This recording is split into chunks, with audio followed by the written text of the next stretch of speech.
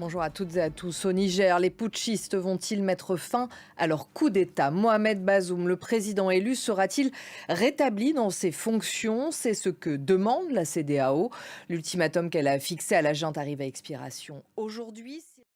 L'est de l'Ukraine, une nouvelle fois visé par des frappes russes. Un centre de transfusion sanguine à Kupiansk a été bombardé. Il y a des morts et des blessés, a annoncé le président Volodymyr Zelensky.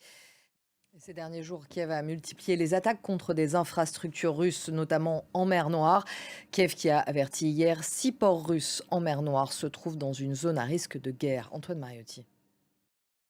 En Israël, la mobilisation contre la réforme de la justice ne faiblit pas. Hier encore, pour la 31e semaine consécutive, des milliers de manifestants ont défilé. Les journées mondiales de la jeunesse touchent à leur fin. Ce matin, le pape François célèbre une messe pour clôturer les JMJ. Le feu à la frontière franco-espagnole est stabilisé. Les pompiers catalans et français ont réussi à maîtriser l'incendie. Près de 600 hectares ont été brûlés. Et la crainte des feux présente aussi en Amérique latine. Selon les défenseurs de l'environnement, la forêt amazonienne brésilienne pourrait subir d'importants incendies. Des années de destruction accumulée et l'arrivée d'El Niño pourrait transformer certains endroits de la jungle en poudrière. Les pays du sud d'Amérique du Sud doivent se rencontrer la semaine prochaine pour discuter de la sauvegarde de la forêt tropicale. Marc Pope.